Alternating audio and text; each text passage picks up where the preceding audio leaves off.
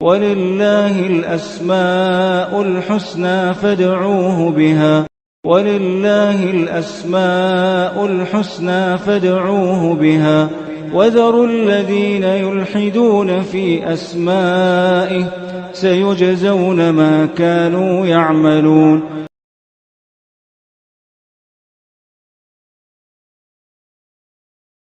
اللہ رب العالمین وبہ نستعین وصلی اللہ وسلم علی سید الانبیاء والمرسلین وعلی آلہ واصحابہ اجمعین ومن تبعہم بإحسان الی یوم الدین، اما بعد۔ اللہ سبحانہ وتعالیٰ کی اسماء و صفات اور اس کی اسماء حسنہ اور اس کی صفات علیہ سے متعلق آج جو درس ہوگا وہ یہ کہ اللہ سبحانہ وتعالیٰ کی صفات میں سے ایک عظیم اور ایک اہم صفت اس کی صفت کلام ہے کہ اللہ سبحانہ وتعالیٰ کلام کرتا ہے جیسے اس کی شان کے مطابق۔ اللہ سبحانہ وتعالیٰ کلام کرتا ہے اور قرآن مجید اللہ سبحانہ وتعالیٰ کا کلام ہے، تو قرآن اللہ کی صفت ہے، یعنی اللہ سبحانہ وتعالیٰ کی جو بے شمار صفات ہیں ان میں سے ایک صفت اللہ تعالیٰ کا قرآن، یعنی قرآن اللہ کی صفت ہے، اس لیے کہ وہ اللہ کا کلام ہے، اللہ نے کلام کیا ہے۔ اللہ سبحانہ وتعالیٰ کلام کرتا ہے، یعنی جو الفاظ آتے ہیں یتکلم، یتحدث، یقول، ان سب کا یعنی معنی مفہوم ایک ہی ہے کہ اللہ سبحانہ وتعالیٰ کلام کرتا ہے۔ اللہ سبحانہ وتعالیٰ کلام کرتا ہے، اس میں آواز بھی ہے۔ اللہ سبحانہ وتعالیٰ کلام کرتا ہے، اس میں آواز بھی ہے اور اس میں حروف کا مجموعہ بھی ہے۔ تو یہ سب جو ہے اہل السنہ والجماعہ کا عقیدہ ہے، ان پر ہمارا ایمان ہونا چاہیے۔ اس سلسلے میں سادگی کے ساتھ جو ایمان تھا صحابہ کا رضی اللہ عنہ اجمعین، وہ آج میں آپ کے سامنے رکھوں گا۔ اس سلسلے میں اہل السنہ والجماعہ کے جو علماء ہیں خیر القرون کے، پھر بعد کے اور آج تک، اور جو منحرف ہوئے اس باب میں، تو ان کی انحراف کی نوعیت کیا ہے، کیسے بگاڑ آیا، اس کو بھی میں انشاءاللہ آنے والے درس میں رکھوں گا باذن اللہ تعالی۔ آج کے درس میں کتاب و سنت کی روشنی میں کہ اللہ سبحانہ وتعالیٰ کلام کرتا ہے، اس سلسلے میں آپ کے سامنے کچھ باتیں رکھوں گا انشاءاللہ۔ اللہ سبحانہ وتعالیٰ کلام کرتا ہے، اللہ نے کلام کیا ہے۔ اس سلسلے میں دیکھو اللہ تعالیٰ نے ایک قرآن مجید میں ایک سورہ ہے سورۃ النساء، کافی بڑی سورت ہے۔ اس سورت کے اختتام میں اللہ رب العالمین نے کئی ایک انبیاء علیہ السلام کے نام بنام ذکر فرمائے۔ اس کے بعد اللہ تعالیٰ نے کہا وَرُسُلًا قَدْ قَصَصْنَاهُمْ عَلَيْكَ وَرُسُلًا قَدْ قَصَصْنَاهُمْ عَلَيْكَ من قبل وَرُسُلًا لَمْ نَقْصُصْهُمْ عَلَيْكَ۔ اس کے بعد اللہ تعالیٰ نے فرمایا وَكَلَّمَ اللَّهُ مُوسَى تَكْلِيمًا۔ اللہ سبحانہ وتعالیٰ نے جو بے شمار انبیاء ہیں ان میں سے کچھ انبیاء کے اللہ تعالیٰ نے قصے بیان فرمائے۔ وَرُسُلًا قَدْ قَصَصْنَاهُمْ عَلَيْكَ من قبل وَرُسُلًا لَمْ نَقْصُصْهُمْ عَلَيْكَ۔ کچھ انبیاء کے ہم نے آپ کو قصے بیان ہی نہیں کیے، کون ہیں آپ کو بھی نہیں معلوم، اللہ کے رسول کو صلی اللہ علیہ وسلم۔ اس کے بعد اللہ تعالیٰ نے کہا وَكَلَّمَ اللَّهُ مُوسَى تَكْلِيمًا، اللہ تعالیٰ نے موسیٰ علیہ السلام سے کلام کیا۔ تو اللہ نے کلام کیا ہے، یہ اللہ سبحانہ وتعالیٰ کی ایک عظیم صفت ہے۔ اس سلسلے میں آج ایک لفظ بیان کرتا ہوں، آپ اس کو ذہن میں رکھ لیجئے گا، انشاءاللہ اس کی تفصیل ہم آنے والے درس میں رکھیں گے، آنے والے ہفتہ انشاءاللہ، کہ اللہ سبحانہ وتعالیٰ کی یہ جو صفت ہے کلام، صفت کلام، وہ اللہ سبحانہ وتعالیٰ کی صفات ذاتیہ میں سے بھی ہے اور اللہ تعالیٰ کی صفات فعلیہ میں سے بھی ہے۔ صفات ذاتیہ میں سے کیا مطلب، یعنی ازل سے اللہ سبحانہ وتعالیٰ صفت کلام سے متصف ہے، آغاز ہی سے۔ اور صفات فعلیہ میں ہم ایک بنیادی بات آپ کے سامنے ہمیشہ سے رکھتے آ رہے ہیں، وہ یہ کہ صفات فعلیہ ان صفات کو کہتے ہیں جن کا تعلق اللہ تعالیٰ کی مشیت سے ہے۔ تو اللہ سبحانہ وتعالیٰ کی یہ صفات فعلیہ میں سے بھی ہے، جب چاہتا ہے اللہ کلام کرتا ہے۔ یہ ایک باریک فرق معلوم کر کے رکھ لیں، میں آنے والے درس میں آپ کو بتلاؤں گا کہ اس باب میں کیسے مطلب انحراف آیا کچھ حضرات میں، اس کو ہم آنے والے درس میں رکھیں گے انشاءاللہ۔ فی الحال یہ معلوم کریں کہ یہ اللہ سبحانہ و تعالیٰ کی صفات میں سے ہے، اللہ نے کلام کیا ہے۔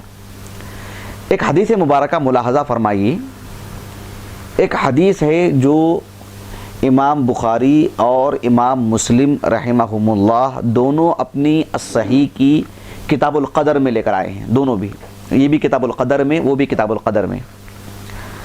ایک یمن کے عظیم عالم دین ہیں طاؤس ابن کیسان رحمہ اللہ، میں نے اس سے پہلے بھی ان کے سلسلے میں اہمیت بتلانے کے لیے کہا تھا، یہ کتنی بڑی شخصیت ہیں، انشاءاللہ کبھی روشنی ڈالوں گا ان کی زندگی پر باذن اللہ۔ وہ کہتے ہیں کہ ابو ہریرہ رضی اللہ عنہ نے ان کو ایک حدیث سنائی۔ وہ حدیث کیا ہے کہ وہ حدیث میں ہے کہ اللہ کے رسول صلی اللہ علیہ وسلم نے فرمایا کہ حج آدم و موسیٰ، کہ موسیٰ اور آدم علیہ السلام کے درمیان ایک مسئلے کو لے کر مباحثہ ہوا، گفتگو ہوئی دونوں کے درمیان۔ وہ مباحثہ کیا تھا؟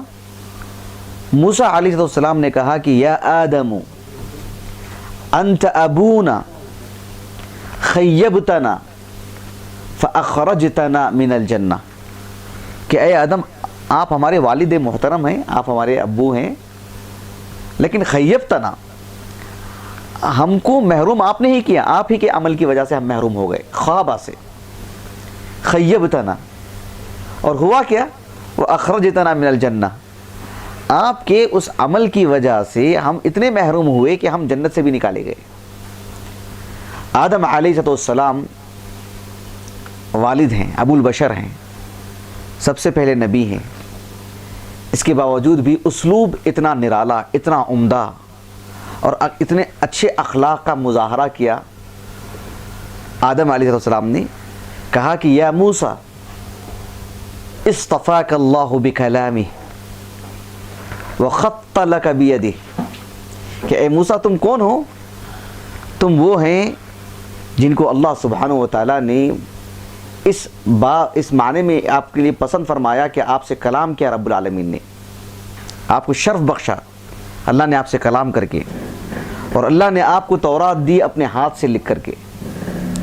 اہل السنہ والجماعہ کے علماء کا جب ہم ترجمہ پڑھتے ہیں، ان کی زندگی کو پڑھتے ہیں، تو اہل السنہ والجماعہ کی زندگی میں ایک بڑا حصہ ردود میں ہوتا ہے، کسی پہ رد کرنے میں۔ اہل السنہ والجماعہ کا یہ طریقہ کار ہے، یہ ان کے اخلاق ہیں کہ جب کسی عظیم اہل السنہ کے عالم دین پر رد کرتے ہیں کسی مسئلے میں، کسی مسئلے کو لے کر کے، تو سب سے پہلے ان کی شان بیان کرتے ہیں، ان کے اعلیٰ خدمات بیان کرتے ہیں، ان کے فضائل بیان کرتے ہیں، ان کی خوبیاں بیان کرتے ہیں، ان کی خدمات بیان کرتے ہیں، پھر کہتے ہیں کہ جو ہے اللہ سبحانہ و تعالیٰ ان پر رحم فرمائے، یا اللہ تعالیٰ آپ پر رحم کرے، یہاں آپ سے چوک ہوئی۔ اس طرح سے بہت ممکن ہے آپ نے آدم علیہ السلام سے، ان اہل علم نے یہ اخذ کیا ہو کہ آدم علیہ السلام نے فوراً ہی جواب نہیں دیا، کہا کہ یا موسیٰ اصطفاک اللہ بکلامہ وخط لک بیدہ۔ یہ کہنے کے بعد اتنی عظیم الشان تمہید باندھی ہے، پھر اس کے بعد جو ہے اصل بات پہ آئے اور کہا کہ آپ مجھے ایک ایسی بات میں ملامت کرتے ہو کہ اتلومنی فی امر قدر اللہ علی قبل ان یخلقنی ب40 سنہ، کہ آپ ایک ایسی بات کو لے کے مجھ پر ملامت کرتے ہو جو اللہ رب العالمین نے میری تخلیق سے قبل 40 سال پہلے اللہ سبحانہ و تعالیٰ نے میری تقدیر میں لکھ رکھا تھا۔ یہ ایک باریک فرق ہے، لوگ سمجھ نہیں پائیں گے اس بات کو جلدی سے، کہ تقدیر سے استدلال کرنا، تقدیر کو حجت بنانا کتنا جائز ہے اور کتنا درست نہیں ہے، کتنا درست ہے، کتنا درست نہیں ہے۔ یہ مستقل ایک موضوع ہے، میں نے کافی مرتبہ اس موضوع سے متعلق گفتگو کیا ہے میں نے الحمدللہ، لیکن شاید کبھی ریکارڈ نہیں ہوئی وہ چیز۔ اب میں جاؤں گا تو میں موضوع سے بالکل ہٹ جاؤں گا، اس لیے اس کو رہنے دیں، انشاءاللہ میں کبھی آپ کو بتلاؤں گا باذن اللہ تعالیٰ، بہت جلد باذن اللہ۔ تو یہاں پر بات یہ تھی کہ آدم علیہ السلام نے جو تقدیر سے جو حجت قائم کی، وہ کہنا یہ چاہتے تھے جو چیز مقدر تھی ہو گئی، میں نے توبہ بھی کر لیا، اللہ نے معاف بھی کر دیا، اب یہی معاملہ ہے، اب اس کو لے کر کے اب کیا الجھنا ہے، کیا بات کرنا ہے۔ یہ کہنے کے بعد موسیٰ علیہ السلام پر آدم علیہ السلام کا غلبہ رہا گفتگو میں۔ اللہ کے رسول علیہ السلام سید المرسلین ہیں، آپ افضل الرسل ہیں، اللہ سبحانہ و تعالیٰ نے آپ کو تجزیہ کی بھی قوت عطا فرمائی۔ اللہ کے رسول علیہ السلام نے ان دونوں پر محاکمہ کرتے ہوئے کہا فحج آدم موسیٰ، فحج آدم موسیٰ ثلاثاً، حدیث میں 2 مرتبہ مذکور ہے لیکن ثلاثاً کا عدد موجود ہے کہ آپ علیہ السلام نے 3 مرتبہ کہا کہ آدم علیہ السلام نے بطور دلیل کے ان پر حجت قائم کر دیا، اور یہ غالب رہے اپنی گفتگو میں۔ اس حدیث مبارکہ سے مجھے کہنا یہ ہے کہ آدم علیہ السلام نے کہا کہ یا موسیٰ اصطفاک اللہ بکلامی، اللہ نے آپ سے کلام کیا ہے، یہ خصوصی بات ہے یہ۔ اور آپ علیہ السلام نے بھی اس حدیث مبارکہ کو بیان فرمائے، یہ صحیحین کی حدیث ہے اور اہل السنہ والجماعہ کا یہ عقیدہ ہے۔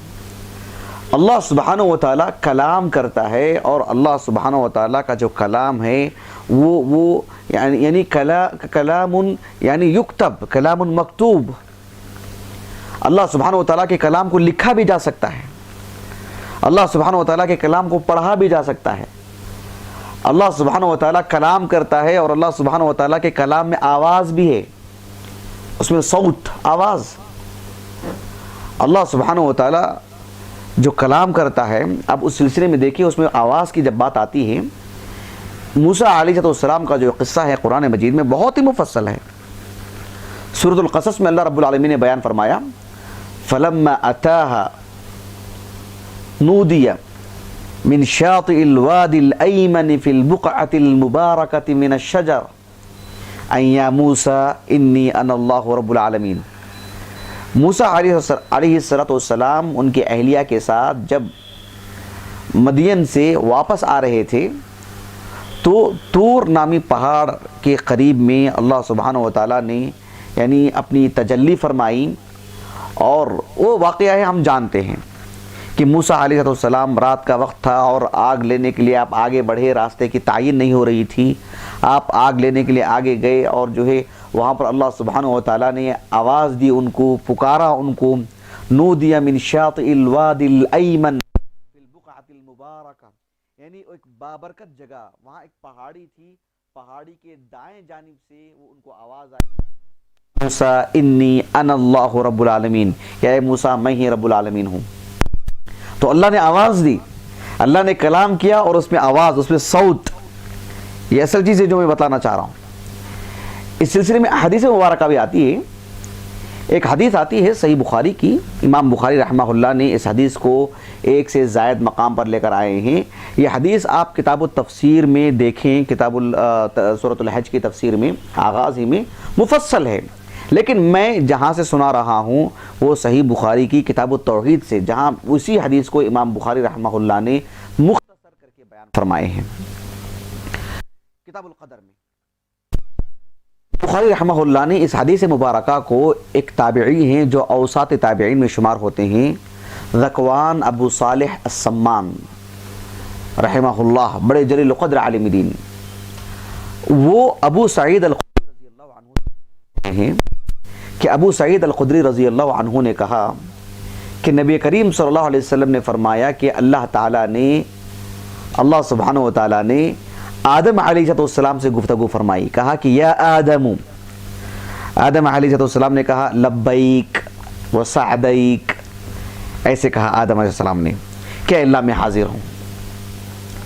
اللہ سبحانہ و تعالیٰ نے جو آدم علیہ السلام سے مخاطب ہوا اور ان کو ندا لگائی اور ان کو آواز دی، حدیث کے الفاظ پہ غور کیجئے کہ ینادا فینادا بصوت، فینادا بصوت، کہ ان کو ایک آواز دی جائے گی، حالانکہ ندا میں آواز کا معاملہ آ ہی جاتا ہے، لیکن ندا میں جب آواز کی بات آتی ہے اس میں بالخصوص تکلم کی بات آنا کوئی ضروری نہیں، ایک آدمی یوں بھی آواز دے سکتا ہے بغیر کلام کے، فَيُنَادَى بِصَوْتٍ کہ إِنَّ اللَّهَ يَأْمُرُكَ أَن تُخْرِجَ مِن ذُرِّيَّتِكَ بَعْثًا إِلَى النَّارِ، کہ اے آدم تمہاری نسل میں سے ایک جماعت کو جہنم کے لیے نکال دو۔ یہ حدیث مفصل طور پر آپ کتاب الحج کی تفسیر میں دیکھیں، صحیح بخاری ہی کی، بالکل دل دہلا دینے والی حدیث ہے۔ لیکن میرے موضوع سے متعلق بات یہ ہے کہ اللہ سبحانہ و تعالیٰ کلام کرتا ہے، اور اللہ سبحانہ و تعالیٰ کی کلام میں آواز ہے، اور آواز سنی جا سکتی ہے۔ اللہ سبحانہ و تعالیٰ کا کلام جیسے کہ میں نے کہا کہ لکھا جا سکتا ہے، اس کی تلاوت کی جا سکتی ہے۔ اللہ سبحانہ و تعالیٰ نے سورۃ الکہف میں بیان فرمایا، بالکل آخری آیت سے پہلے کی آیت کریمہ ہے، قُل لَوْ كَانَ الْبَحْرُ مِدَادًا لِكَلِمَاتِ رَبِّي لَنَفِدَ الْبَحْرُ قَبْلَ أَن تَنْفَدَ كَلِمَاتُ رَبِّي وَلَوْ جِئْنَا بِمِثْلِهِ مَدَدًا۔ اللہ سبحانہ و تعالیٰ کی تعریف، اللہ سبحانہ و تعالیٰ کی کلمات، اللہ سبحانہ و تعالیٰ کے فرامین جو اللہ سبحانہ و تعالیٰ نے کہا ہے، اس کو اگر لکھا جائے تو اور سمندر کے پانی کو سیاہی کے طور پر استعمال کیا جائے، یہ ختم ہو جائیں گے، لیکن رب العالمین کے اوصاف، اس کے کلام وہ ختم نہیں ہوں گے۔ تو اللہ سبحانہ و تعالیٰ کا کلام لکھا جا سکتا ہے۔ تو اللہ سبحانہ و تعالیٰ کا دیکھیے قرآن مجید اللہ کی صفت ہے۔ یہ جو مصحف ہے اس میں اوراق، اس کے آگے پیچھے کا غلاف، اس میں کی سیاہی، پرنٹ، وہ مخلوق ہے، لیکن قرآن وہ اللہ سبحانہ و تعالیٰ کی صفت ہے، اللہ نے کلام کیا ہے۔ آپ دیکھو ایک حدیث، غور کیجئے آپ، یہ حدیث بہت مفصل ہے، واقعۃ الافک سے واقف ہوں گے آپ۔ ام المومنین عائشہ رضی اللہ عنہا پر جو اتہام لگا تھا، جس سے اللہ رب العالمین نے بری کیا ان کو، اس واقعے سے متعلق جو حدیث آتی ہے، بہت طویل حدیث، امام ابو بسطام شعبہ بن الحجاج رحمہ اللہ کے بارے میں معروف ہے کہ وہ احادیث طوال یاد کرنے میں بہت معروف، احادیث طوال۔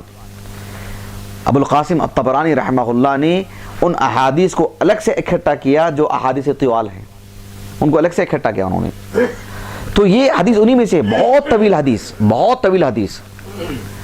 اس حدیث کو امام بخاری رحمہ اللہ نے مطلب مختصر کر کے بھی بیان فرمائے ہیں۔ اب دیکھو یہ حدیث مبارکہ کتاب التفسیر میں بھی ہے اور دیگر مقامات پر بھی ہے، صحیح بخاری میں بھی ہے یہ حدیث مبارکہ۔ یہ حدیث مبارکہ جو صحیح بخاری میں ہے اور صحیح مسلم میں کتاب التوبہ میں ہے، صحیح بخاری میں کئی جگہوں پر ہے لیکن میں کتاب التوحید سے پیش کر رہا ہوں، اور صحیح مسلم میں کتاب التوبہ سے۔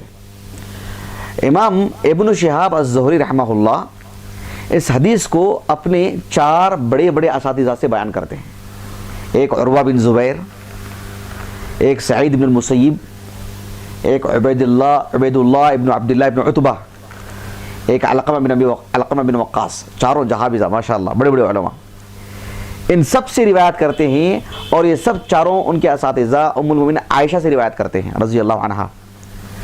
ام المومنین عائشہ رضی اللہ عنہا نے اس واقعے کو بہت مفصل بیان کیا ہے، لیکن کتاب التوحید میں جو یہ حدیث آئی ہے اس میں امام بخاری رحمہ اللہ نے مختصر کر کے بیان کیا ہے اس حدیث کو، یعنی مان لیجئے کہ 3-4 صفحے کے حدیث کو 3-4 سطر میں بیان کیا امام بخاری رحمہ اللہ نے، بس موضوع کو سمجھانے کے لیے۔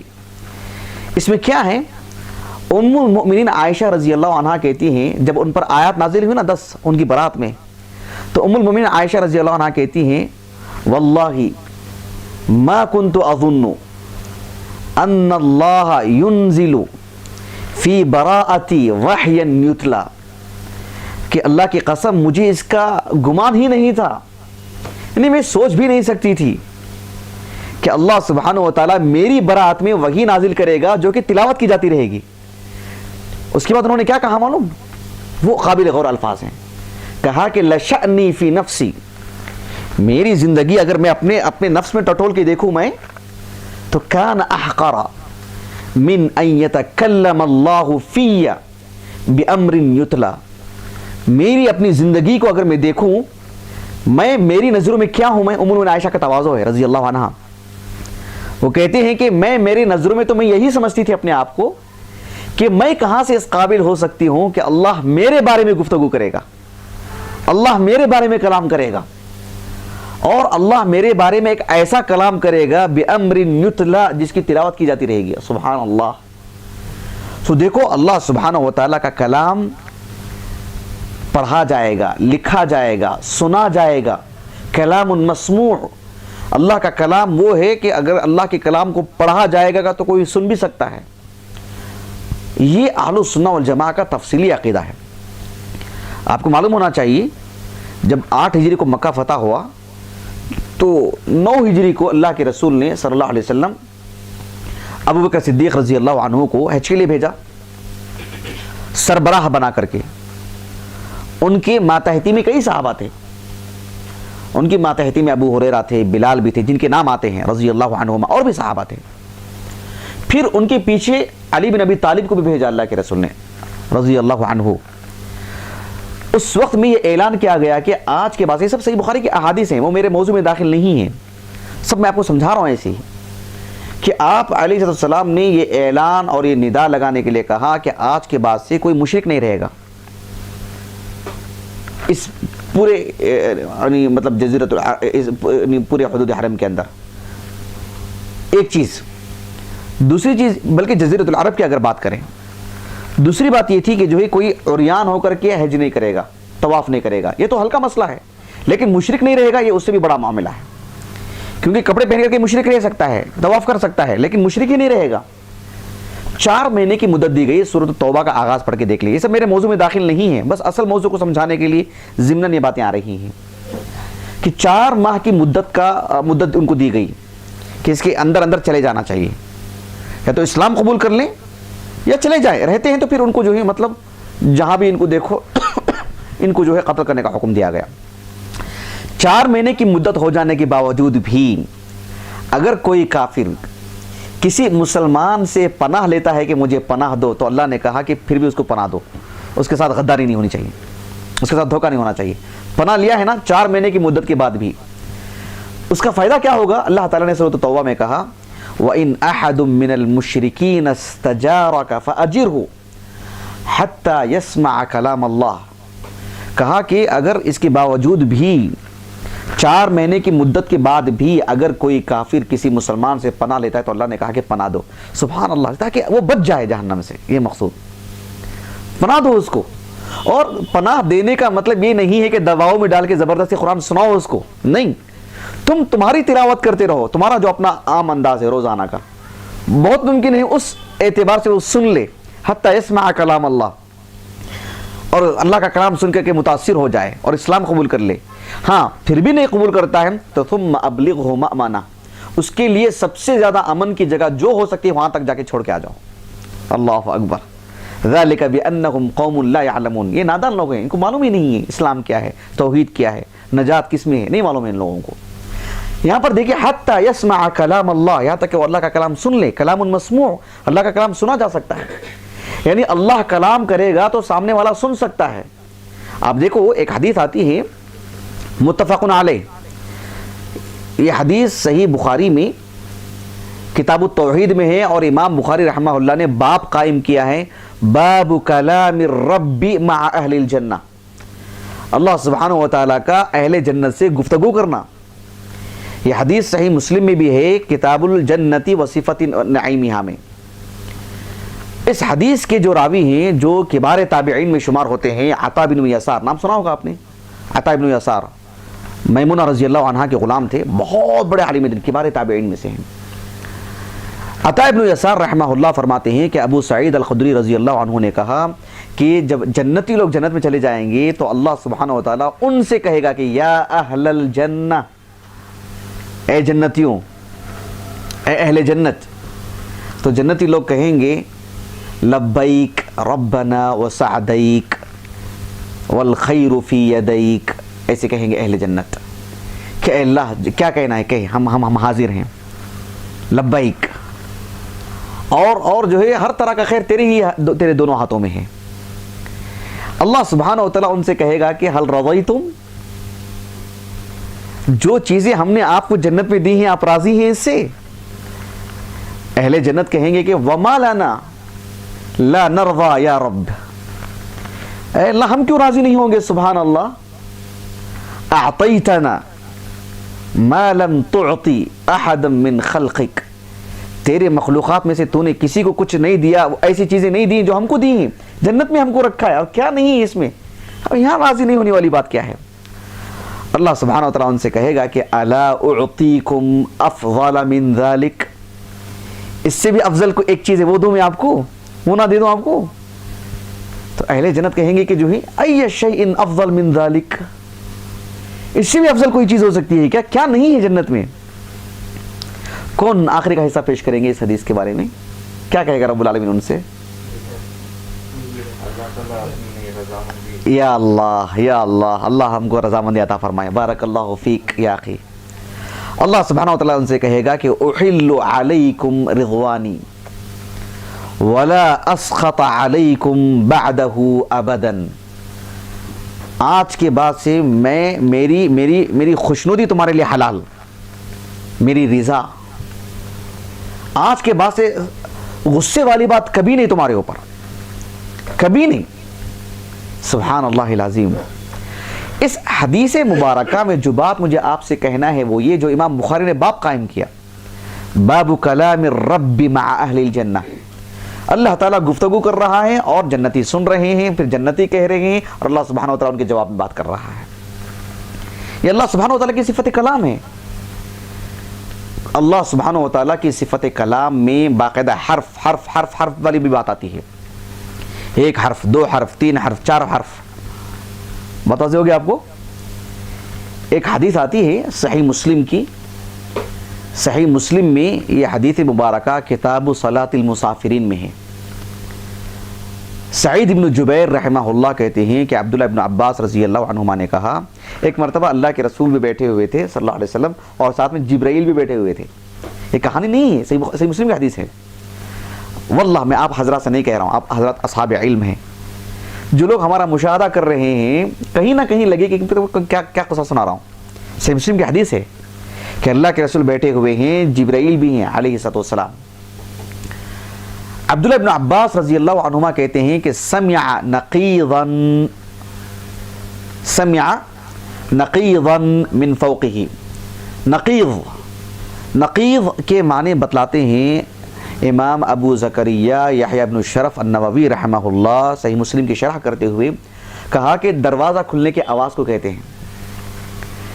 جب دروازہ کھلے گا تو اچانک ہم دیکھیں گے نا، دروازہ کھلنے کی مخصوص آواز ہے. جہاں سے دروازہ ہے، جہاں دروازہ ہے کھلے گا تو سب دیکھیں گے وہاں پر. تو آپ علیہ السلام جو ہے مطلب سمع نقیضا من فوقہ، اوپر سے وہ آواز سنے جو دروازہ کھلنے کی آواز ہے. سبحان اللہ، عجیب بات ہے. دیکھیے تو آپ علیہ السلام نے فرفع رأسہ الی السماء، آپ نے بھی اوپر دیکھا کیونکہ دروازہ کھلنے کی آواز ہے. یہ کیا دروازہ کھلنے کی آواز ہے؟ جبرائیل علیہ السلام نے رسول اللہ صلی اللہ علیہ وسلم سے کہا فتح اليوم لم يفتح قط الا اليوم. یہ جو دروازہ ہے کہا کہ ھذا باب السماء، یہ آسمان کا دروازہ ہے، یہ آج ہی کھلا ہے اور آج کے بعد پھر کبھی نہیں کھلے گا، آج ہی کھلا ہے. یہ پھر کیا ہوا؟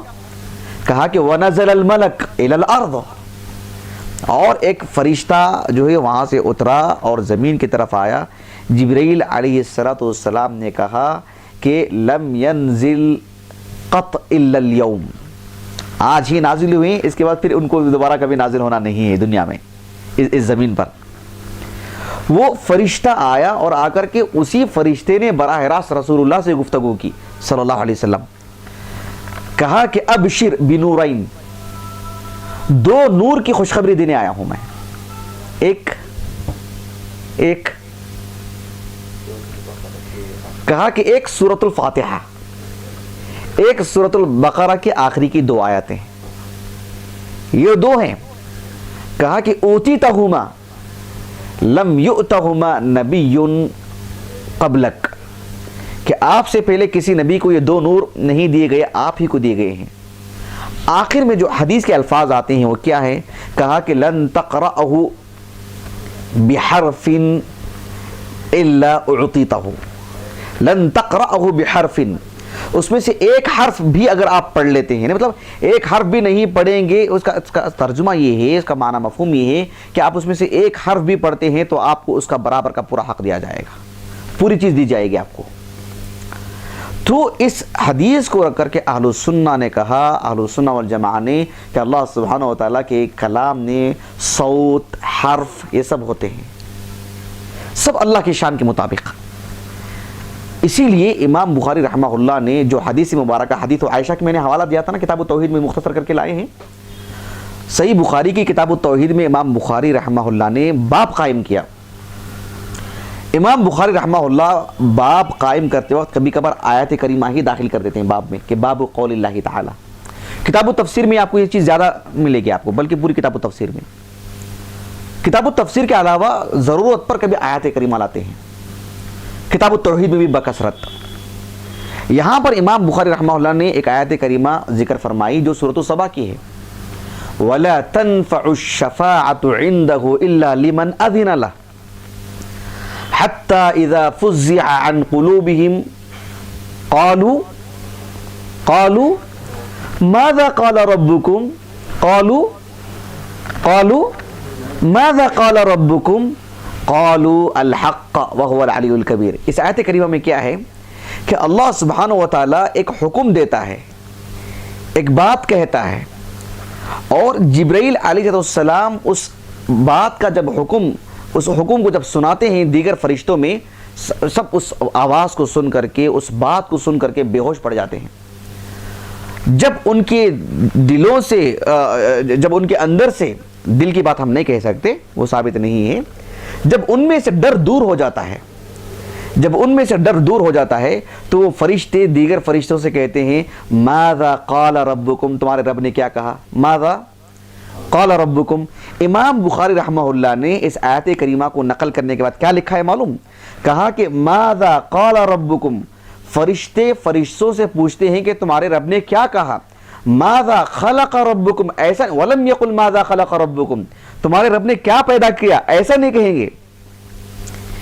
کیا پیدا کیا تمہارے رب نے، یہ نہیں کہیں گے، بلکہ ماذا قال ربکم، تمہارے رب نے کیا کہا.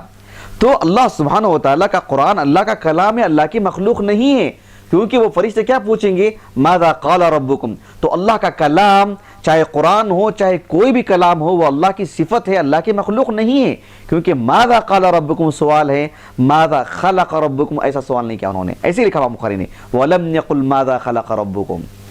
تو میں نے آج کے اس درس میں یہ بتلانے کی کوشش کی ہے کہ اللہ سبحانہ و تعالیٰ کلام کرتا ہے، اور اللہ سبحانہ و تعالیٰ ازل سے کلام کرتا ہے، اور پھر جب جب چاہتا ہے وہ بھی کلام کرتا ہے.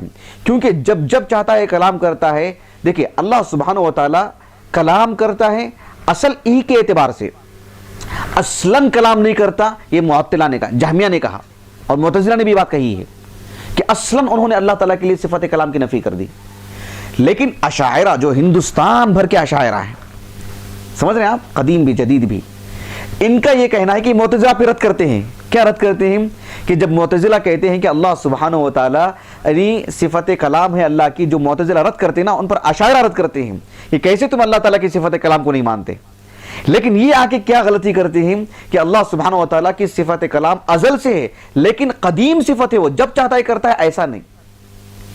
سمجھ رہے ہیں؟ ایک قدیم صفت ہے بس اللہ کی صفت کلام، لیکن وہ صفات فعلیہ میں شمار نہیں کرتے. جبکہ اس حدیث میں ان پر رد ہے کہ اللہ نے اس وقت کلام کیا، ماذا قال ربکم، اس وقت جو اللہ نے کلام کیا. وہ بات واضح ہو گیا آپ کو جی.